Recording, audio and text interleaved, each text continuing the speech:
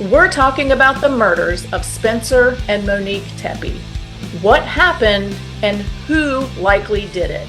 And if so, what drove him to commit murder after over 10 years of being divorced from Monique? I'm breaking it down today with two of the best in the business, Áine Cain and Kevin Greenlee of The Murder Sheet. This is Strong Enough. I'm your host, Claudia King. I'm so excited to have Áine and Kevin from The Murder Sheet here with me again today. How are my lovely friends doing? Oh, we're so great, Claudia. Thank you so much for having us. We're so thrilled to be here with you. Thanks for giving us this opportunity. We always love talking with you. You're wonderful. Thank you. I think you guys are wonderful. I fell in love with you before we met, which is creepy, but it's fine.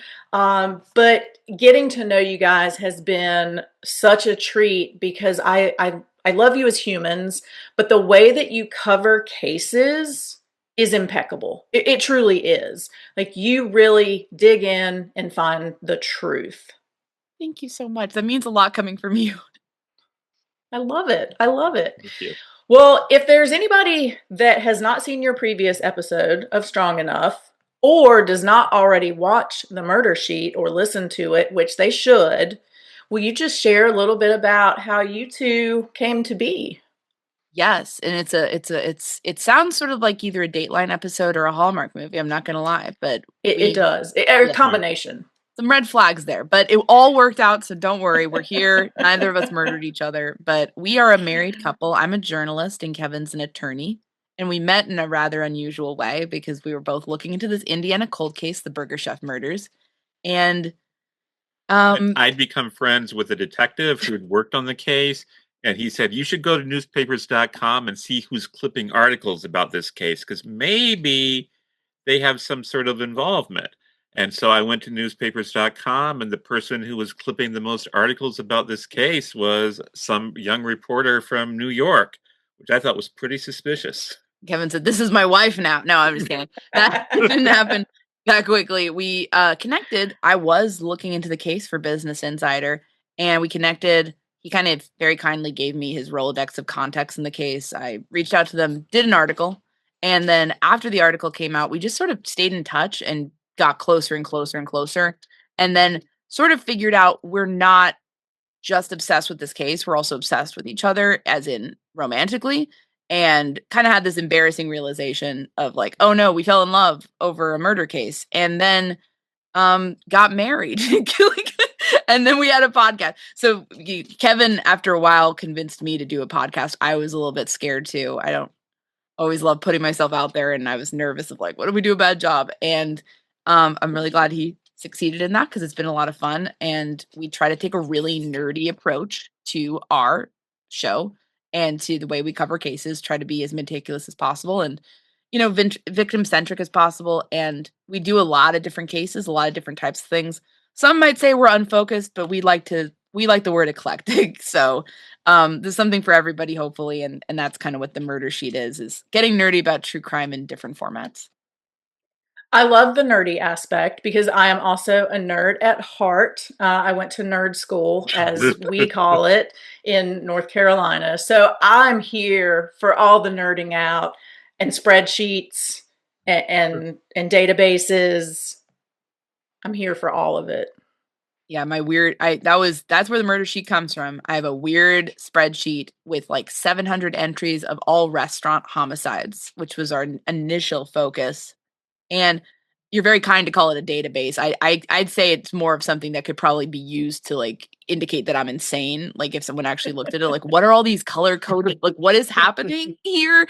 But I like to make lists. I'm not a very organized person, but in that way, I like to at least kind of lay everything out. And also I love looking at crimes where sometimes I think you've probably run into this, Claudia, where it's like people are like, this is unprecedented. How could something like this happen? And then you look in history and you like find a bunch of instances like, well, here's a similar case. Here's a similar case. Here's another one. And it can kind of inform you about the new case.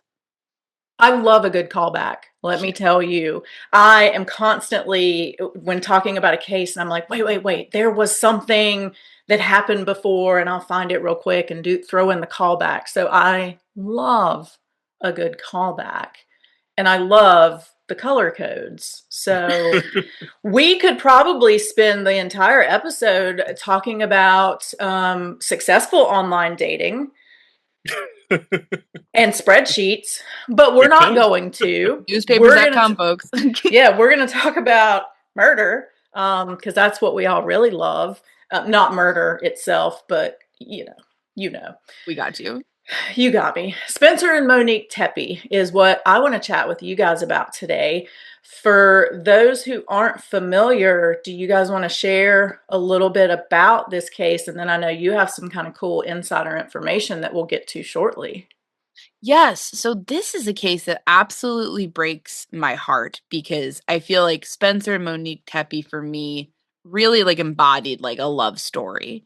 And, as someone who's, my marriage and husband are very important to me. It's like I feel like these two people were wonderful and found each other and we're building a beautiful life together, and to have it cut down in the way that it was just breaks my heart. So I'll give some background on the victims first, just to kind of set up who they were and what was lost from this. Spencer was 37. He was a dentist. He'd gone to Ohio State University, and he was just a very friendly guy by all accounts. People found him extremely gregarious, generous, very energetic, and just seemed great. I mean, loved the Bengals, loved the Buckeyes football. He was just a great guy. And he was married to 39-year-old Monique Tepe, who was I think she'd studied early childhood education at OSU as well. Very warm, very patient, very kind, according to the people who knew her, and was just very loving. She was a stay-at-home mom at that point, caring for their two small children. They were 1 and 4 when this happened. And they're just even the nicest people. They got a golden doodle. And they're they're just lovely. They seem like the kind of people you could be friends with. And they're living in Wineland Park neighborhood of Columbus, Ohio. And, in this kind of like bigger upscale, kind of like newer looking home. And by all accounts, when you talk about that, it sounds like they have a charmed life. Sounds like things are going great. But unfortunately, things did not continue to go great. At some point in the very early morning hours on Tuesday, December 30th, 2025, Monique and Spencer were both murdered in their home on the second floor of their home, both shot multiple times. I believe Spencer was shot 7 times. Monique was shot 9 times, once at close range. So they're murdered. Their dog and their 2 children are left unharmed. But this starts this kind of murder mystery of like, who killed this lovely couple? And I think obviously anytime someone is killed, that's a huge tragedy that deserves all of our attentions. But the fact of the matter is that sometimes when we look at crimes, maybe we pay a bit more attention to it if we think to ourselves, this could be us. And when you hear about this particular case, there's no obvious risk factors there that were readily apparent. These are just 2 ordinary people with their child and their dog living a typical happy life in what seems to be a safe neighborhood. So how could you not look at that and not think this could be me? Yeah, and we're going to find out stuff as we talk about this and unravel it, that it really shows it could be anyone, because many people have similar experiences. That's what's so scary, because this was the all-American couple or family, with the white picket fence and just, a great job and stay-at-home mom, like seemingly perfect from looking outside. So this investigation begins. What do police find initially, or what do they start tracking that leads them in a direction? Yeah, they find, first of all, that there's no firearm at the scene, so they're not finding the gun. They're also noticing no signs of forced entry that they're initially seeing. And this is all reported in the press early on. So they got to be wondering like what exactly happened here. It's very clearly not a murder suicide. So not what people in the house are not perpetrators. It's also not like the entire family was killed. The targeting was of Monique and Spencer, particularly Monique, because she shot more times and including at close range. Mm-hmm. But as far as one very important clue that ends up being extremely important later on is that, as they do in all modern day police investigations, police immediately start a canvass for surveillance footage and trying to figure out, are we seeing anyone doing anything weird around the time where we think they were murdered, which I think they estimated 2 a.m. to 5 a.m. So they kind of start with this net. They're looking at what they can find. And they get footage, and it's chilling. Like, if you've seen it, it is so creepy to me. It is. Yeah, like, ugh, I don't know. Sometimes you see things and you're like, oh, you wouldn't really necessarily think anything was wrong. But this is one of those things, like, I get a pit in my stomach when I see this video. And I'll try to describe it just for folks who have not necessarily seen it. You see this kind of snowy alleyway, and this is kind of a basically, if you've ever been in one of these things, it's like a roadway behind this set of bigger houses with their detached garages there where people are parking their cars. And I've been through a lot of places like that in Indianapolis, where we're from. So like I totally recognize this whole setup, but that's kind of what we're looking at. And you see a lone male walking from the right side to the left side. It looks like a male to me. It looks very clearly like a male. And you see head down, hood up, and hands in the sweater pockets. And it's like very snowy out because remember this happened in the winter. Dark shoes, lighter pants, dark hoodie. And at one point, one hand reaches up and sort of touches the hood part of the sweater. And I remember at the time I said, this could not be relevant. It could just be some dude who happened to be in the area. But I mean, it seemed pretty clear from the way police released it and sort of said, we want to know who this guy is.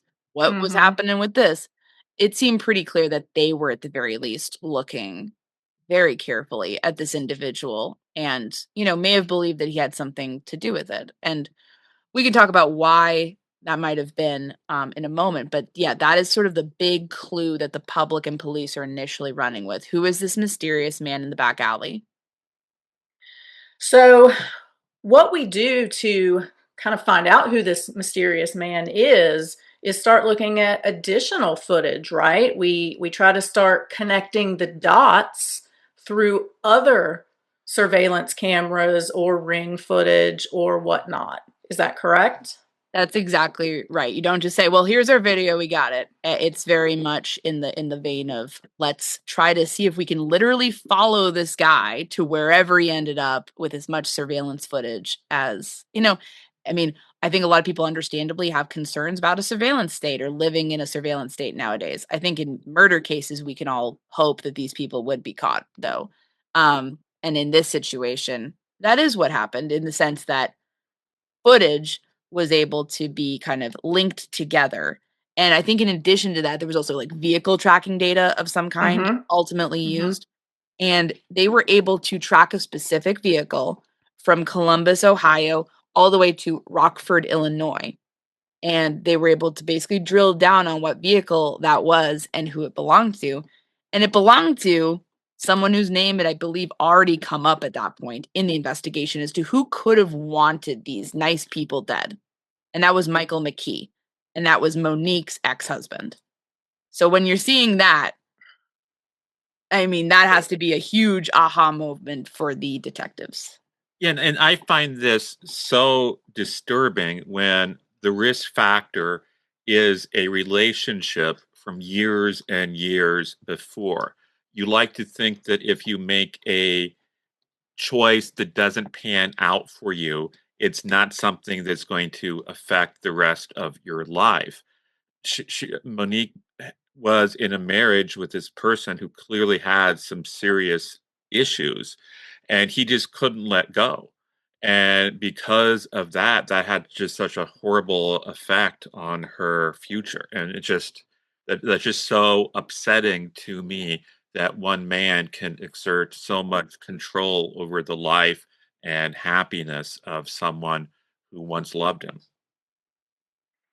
You know what I found to be really upsetting along that line is they had been divorced like 10 years. 10 years. And they were only married, I think, less than a year. Is that right? Yeah, 8 less than a year. months. Something like that.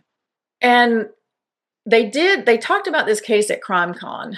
And I heard a lot of people saying, well, it was 10 years. Like, that just doesn't make any sense.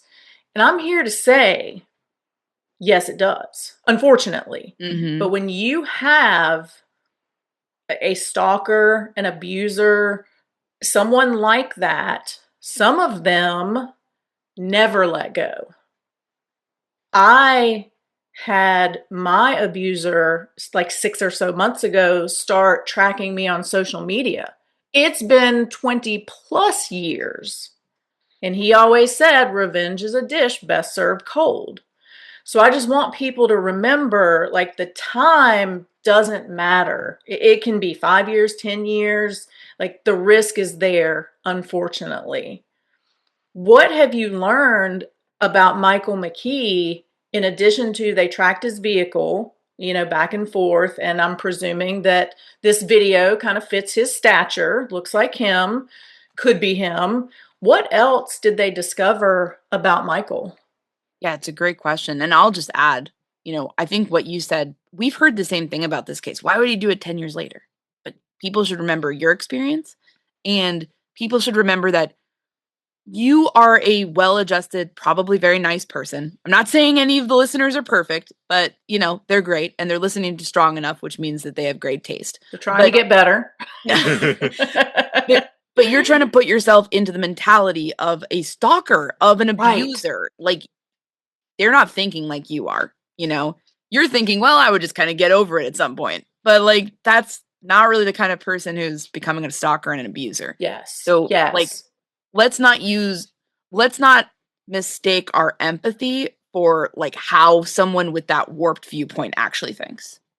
So what are they finding about McKee? Well, they're finding, and this is another thing that I think works against this, where people kind of assume, well, why would he throw his life away? McKee is not, he's a physician. He's actually a vascular surgeon. And I mean, my dad's a doctor, love the physicians. But I think people have this idea of like, well, if you're a physician and you work this hard to become this kind of specialized surgeon, you must have something on the ball. You must be intelligent. You must be good at life to a certain extent.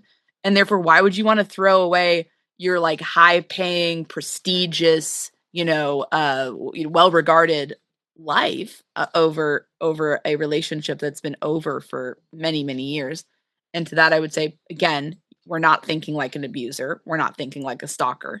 And even men, even people who are very nominally successful can be also predators, can be also abusers, stalkers. And so we shouldn't just say like, well, you're making a lot of money, so you have to be a good person. Like, no, you can be a very bad person as well. We've had physician serial killers, right. Not, let's get out of the kind of almost classist mindset.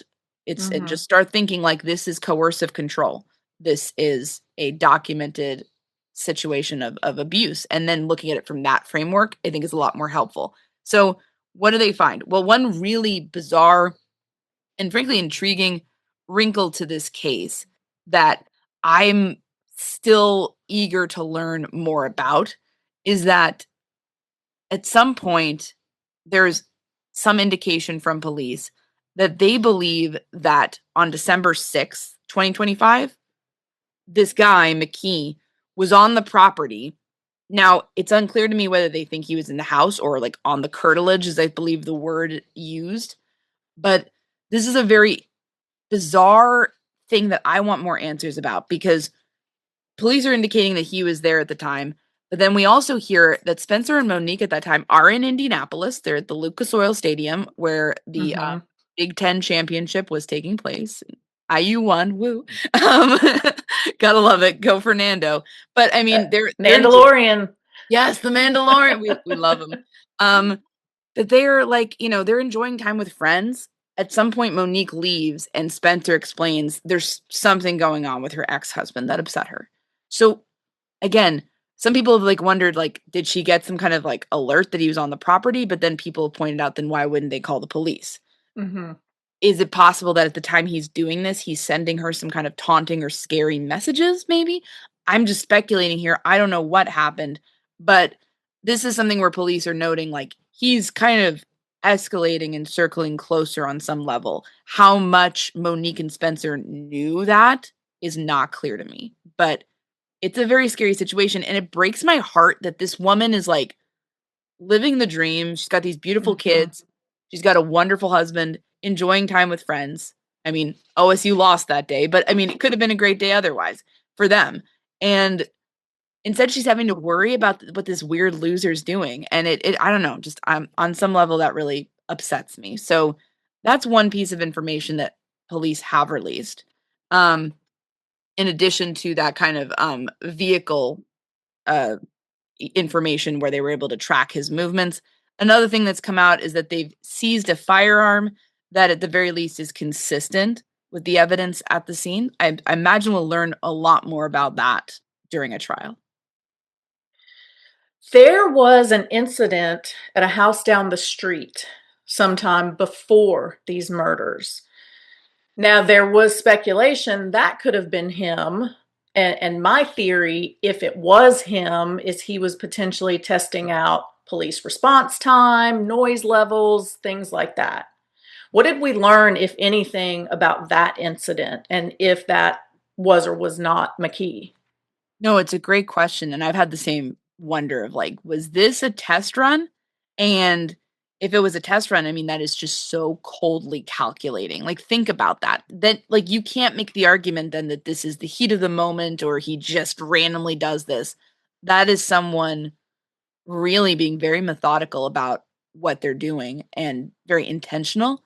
For my knowledge, we don't know a lot about whether it's connected or not, but there's certainly been a lot of focus on it. And I would certainly hope that if it is, there is the evidence there that the prosecution would emphasize that, because I think that really proves the level of stalking going on. Like if you're literally doing a test run to go kill people on the Right. block, I don't know. It's horrible. It's really horrible. I wish like we could just throw the stalkers in prison before they kill, but we have a very reactive legal system in many regards, as you know, because you've been through it yourself, and also just as a police officer, like we can't be like, well, you seem like you do a crime and then like lock away the key.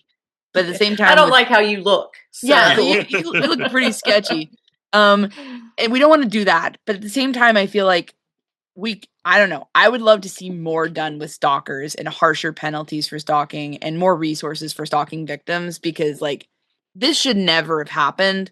And it seems like on some level he was like escalating. Whether or not that incident that you mentioned is actually connected, I don't know. It seems really bad. I think we're going to learn a lot from cell phones. I feel like there was communication of some sort, where he was reaching out, taunting, whatever. And you mentioned stalking. I really think the laws need to catch up to technology and all the new ways and things that people can do to track another person. I have a friend who her ex gave her like a Bluetooth speaker and had connected it somehow so she could track this person wherever that Bluetooth speaker went. And it's like people don't even think about things like that, but that's stalking. But back to these guys. So you said no forced entry. I have some theories, but have we learned anything concrete about how he potentially got into the home? I know there's been some really interesting reporting, I believe, from News Nation, where they actually kind of like went to the scene and were kind of speculating about like, okay, could he have gotten in this way or that way? I've seen speculation that, I mean, this doesn't really make a lot of sense to me because it's so early in the morning. But then again, I'm not an early bird, so maybe the Tepes were different. But like, yeah, like Maybe the dog was let out to go to the restroom, like in the backyard or something, or late, and like he forced his way in. Like we've definitely seen murders where that's occurred. I've seen things where, he was maybe able to like hack the security system in some way. You can never really totally rule out the idea that someone just made a mistake, and like left a window unlocked or I mean, there's a lot, and there's a lot that could be, I don't want to say for sure, but it's an aspect of that's interesting to me because it also speaks to some level of planning. Like if you show up without a plan and you don't know what you're doing, you're probably gonna have to kick the door in. Right. Yeah. Break a window, like get in however you can. If you're showing up and you're smooth enough, for lack of a better term, to just not even have to leave any signs of forced entry, like you came prepared, in my view. I'd be very curious to hear what your take on that might be. So my thought is if they had keypad locks, which a lot of us have now. Yeah. A lot of people are guilty of using codes that other people can easily guess. Birthdays, anniversaries, kids' birthdays. And they reuse codes from home to home. So could she have been so set in her ways that she's like, my code is always 1, 2, 3, 4, and he knew that? Or kid's birthday. So I just want to make my PSA random numbers for any of your codes. Make them numbers that nobody can guess. And then when you move, get a different one. Like always change it just to be safe. So I'm wondering if he was able to get in with the keypad, perhaps. Yeah, we've even seen speculation in other cases, I recall, where like police will be asking the widow or the widower, like, did anyone else know their passwords? And it's like, have they changed their passwords since the contentious divorce? And right. It's often no.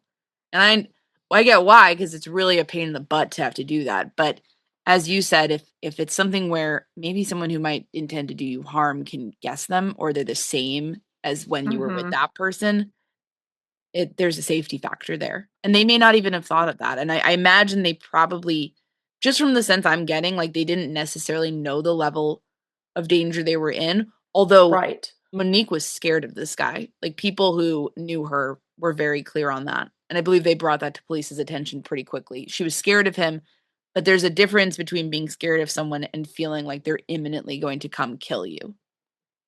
Absolutely. There's a huge difference. And I can understand her having that fear, but not, I don't want to say taking it seriously, but not taking it seriously. Like he's way over there, I'm here, we're living our separate lives. But how you introduce this couple, I think, is why he did this. If he did this. But that's why. Because they were the all-American family.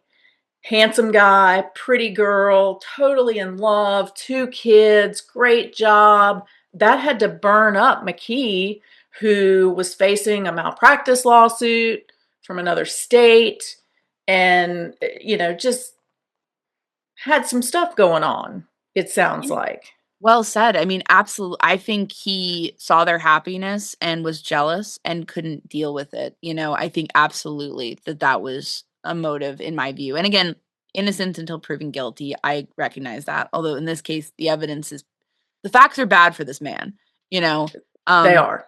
And what you said, I mean, I'll tell you, like with malpractice suits, those are not really uncommon. That's not a big deal, really. But it can be a stressor, and it can, like, it's something that's not necessarily like uncommon, but if you are feeling, a certain type of way about the rest of your life and that's also going on, and you don't have a happy family life that you crave, even though you're not willing to treat people with respect and kindness, but you still feel like you deserve that.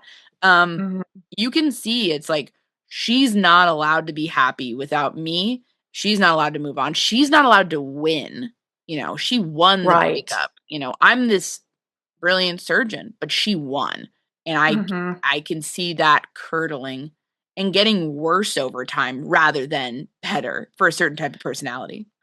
As she continues to win, and his personality would take that malpractice lawsuit as a loss of control. Yeah. Because if he is abusive and controlling, then to him, how dare they?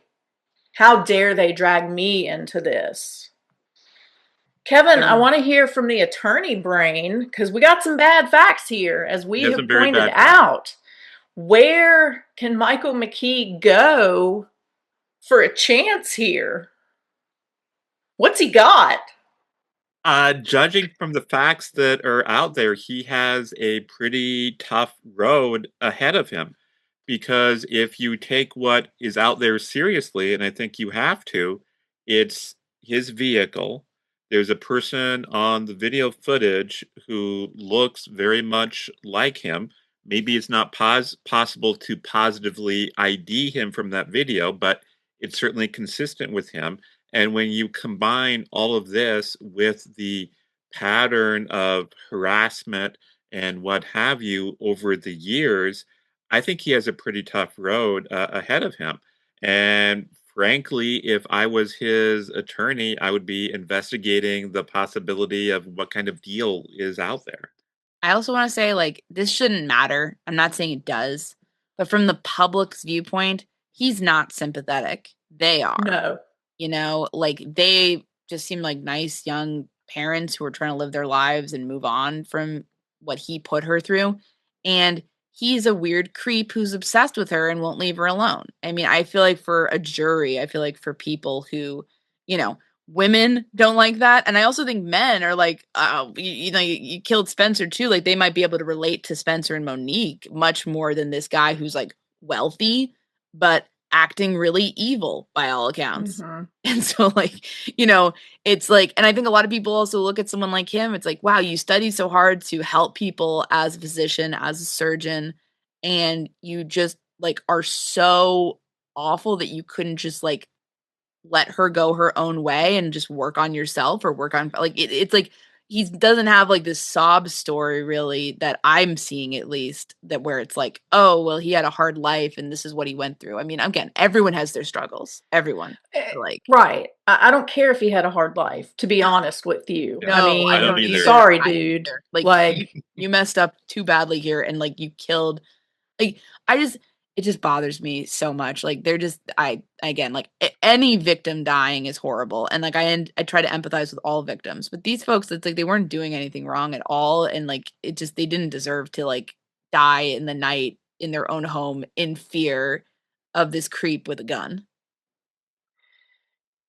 And talking about him being a surgeon, you know, a lot of those guys do have the God complex, which would play into his whole personality of power and control, you know, being that vascular surgeon, which is a big specialty. So maybe that's just an extension, again, of who he really is. Hashtag not all vascular surgeons. No, but yeah, I right. Just this one. You're right, though. I mean, I probably shouldn't say this, but I know my dad has joked when we've talked, like, you know, he loves he's an anesthesiologist, so he's like, we're the best specialty, and like he'll oh, they're my favorite. Yeah, it was his job was just giving comfort to pregnant women with epidurals, you know. But like, he would be like, I'd be like, oh well, like, okay, in the cafeteria of all medical specialties, like in high school, like, who are the cool kids, who are the jocks? And he's like, oh, the surgeons are the jocks, you know. Like, so he's like telling me, like, you know, they're very like, you need to be somewhat arrogant because you're literally cutting into people, you know, and like, that's not necessarily a bad thing, having that confidence. Maybe confidence is a better word than arrogance. You know, you're confident in your abilities. It's physical. You have to work with your hands. But the thing is, you know, it could attract, like any job, like you have police officers who are attracted to it for the right reasons or the wrong reasons. And with surgeons, you definitely have that too, I think. I mean, there's definitely a stereotype for a reason. And that doesn't mean all surgeons are bad. Most of them are lovely. But you can get the God complex. You can get just this, like, I am the master of people's fates. And it can be a sign of, like, okay, this is a personality that is disordered and is not healthy and is maybe capable of bad behavior. And it bothers me when I see people, though, like, say things like, well, he was doing well, he was rich, why would he do this? And it's like, that's wrong. Like, this happens. No one is safe from coercive control. You could be really rich, really poor, black, white, Hispanic, whatever. Like man, woman, you could be a victim of it, and anyone can perpetrate it. Absolutely. And I think that's one of the most important things we have mentioned today, in addition to the whole stalking thing. But yeah, nobody is exempt from this. It doesn't matter how you grew up, what you're doing, where you live, how much money you make. You can be a victim or a perpetrator of coercive control, domestic abuse. Like it doesn't segregate based on who you are. So it frustrates me when people say those things. It's just like depression, or when people commit suicide and it's like, oh, but he had everything going for him. Clearly not. Clearly not. Yeah, and like it's impulsive. Like you can't really be in someone else's mind and know what's going on there. And certainly in this case, I mean, I will say in this case though, Kevin mentioned like what he out the tough uphill battle he feels the defense would have.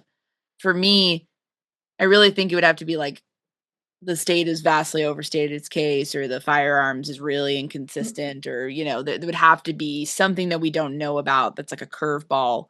The facts as they stand are pretty devastating, and we would have to be like almost misinformed, I think, on some level by authorities, or there's something where the defense is able to knock something down.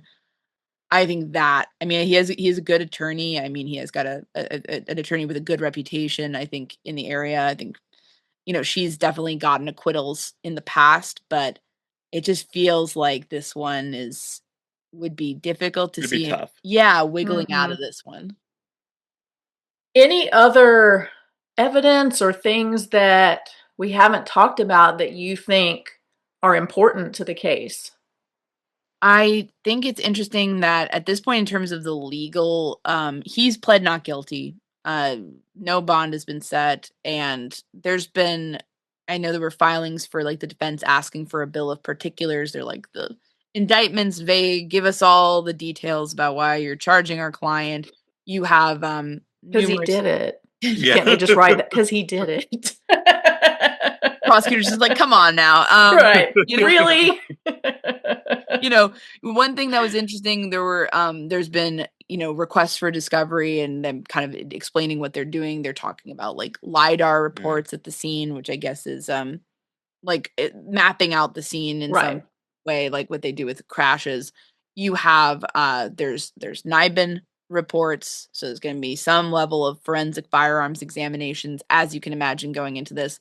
Intriguingly, there was a guy named Brian Johnson CV. They didn't really indicate who that was, but I did find that there was a criminology professor of that name, so I'll be curious if he might be in the mix, or might be another Brian Johnson. Sorry to the wrong Brian Johnson if I got that wrong. But we're kind of like on the outside looking in at this point, since it is going to trial, and it seems it's gotten a bit tight-lipped. But yeah, you have a lot of different discovery going back and forth. You had continuances where I think the trial was scheduled for earlier. It's not really clear to me when it's going now. I think Kevin and I were talking the other day, like, there's been a waiver of the right to speedy trial, which means the defense thinks it needs considerable more time potentially to go through all this discovery. And I think what we were talking about is like, could there be a plea deal in this? Like, does this guy really want to go to trial? It seems like if he did, I mean, that's just a slow guilty plea. If everything we think we know is true, then it seems like he would just be prolonging the sentencing, basically. I would think so, and I mean, the law, I mean, but then again, for a personality that is coercive and controlling, the idea of like pleading, like then you have no choice. The power's out of your hands. And also a person with this type of personality might see the trial as an opportunity to smear the victim and humiliate them by trying to get some information out that he feels is unflattering to them. Yeah. Oh, the Tepes were this or that. Maybe they were into drugs, or, like that kind of sort of thing. I mean, I would hope that a judge would keep a handle on anything does not have evidence backing it. But I could imagine someone wanting to try. Well, and this is the kind of guy that might testify because he thinks he can win everyone over. Yeah.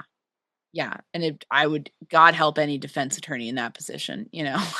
I mean, it'd be great for us. Yes. It would be great for us. It would be great for us because we could really, like, it could be a very good example of, like, what we're talking about and raising awareness of this kind of issue. Mhm. But from the perspective of the defense, I think you'd just be like, "Oh, goodness, like, you're not gonna come across well, but I can't say that to you because I don't wanna offend you."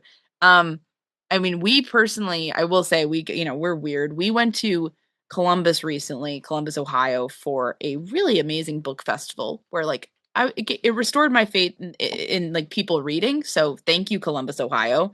I think I saw where you were there. Yeah, we posted about it. It was a lot of fun. It was so much fun. Like I was moderating. It was kind of funny because I was moderating. Kevin was on the panel. So like we had an inside man. It was just odd, but it was great. But when we were there, we wanted to go and kind of pay our respects. Like we like to go to a place where if we're covering a case, where did this happen? What can we notice about the surrounding area?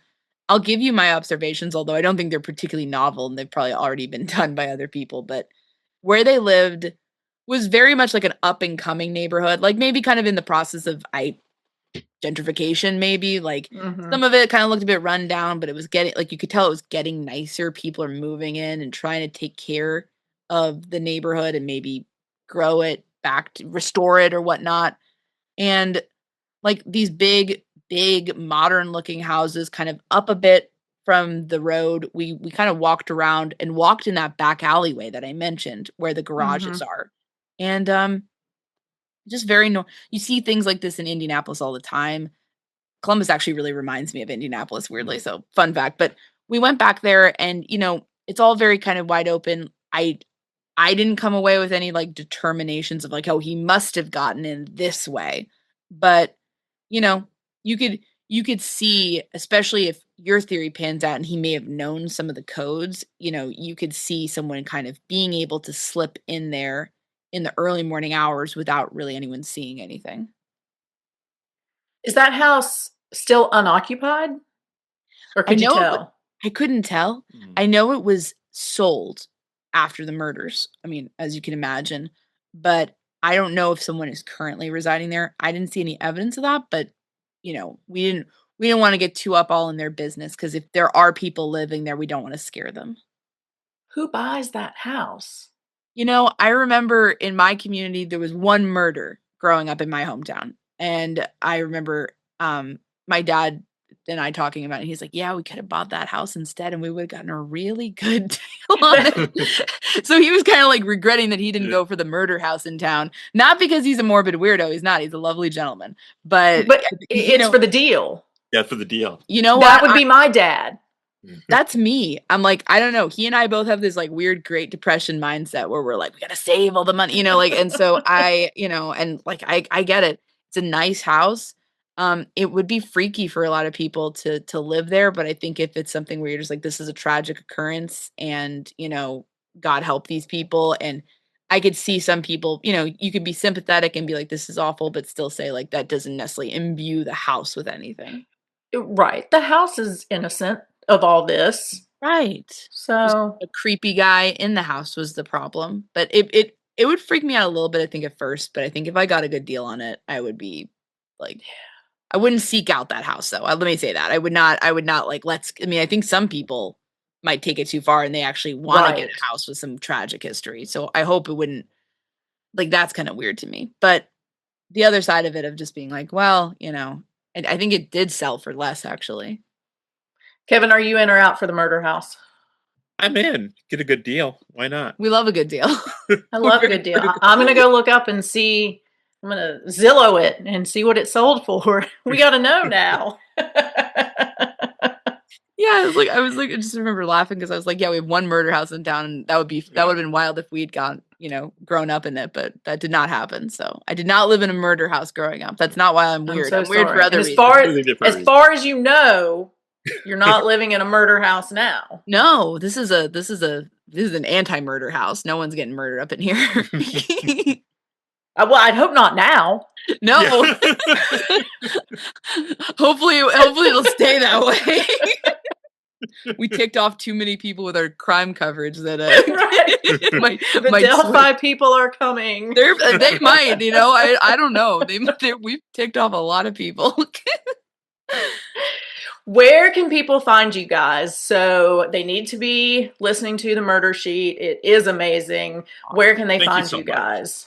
We're on wherever you listen to podcasts. We have not been very good about updating YouTube. That's the one exception. But anywhere else you listen to podcasts, we're on there.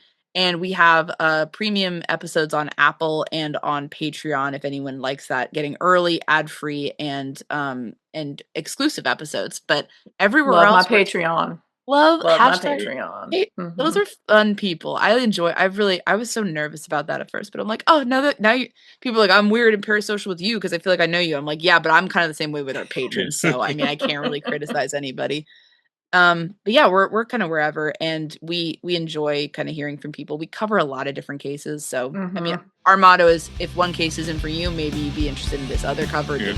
I think a lot of people use this as a smorgasbord where they're just kind of like, they come in and they're interested in one thing. Sometimes I think they listen to everything, but we try to cover a lot of different cases, including the Tepes.